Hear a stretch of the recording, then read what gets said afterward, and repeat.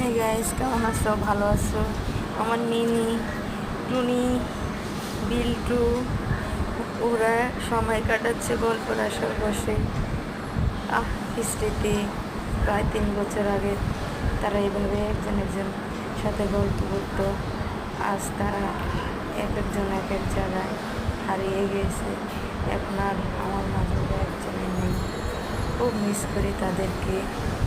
তারা বাসায় যখন থাকতো পুরা বাসায় মাতিয়ে তুলতো। এমনই আমরা যখন ছোটো ছিলাম ভাই বোনেরা, তেমনই এভাবেই ছিলাম, সবাই একত্রে আনন্দ হইচই খেলাধুলা নিয়ে মেতে থাকতাম। যখন বড় হয়েছে এক একজন এক এক বাড়িতে, কেউ কারোর খবর নেওয়ার মতো সময় পায় না। আহা শৈশব, জীবন এমনই বেশ পরিবর্তন হয়।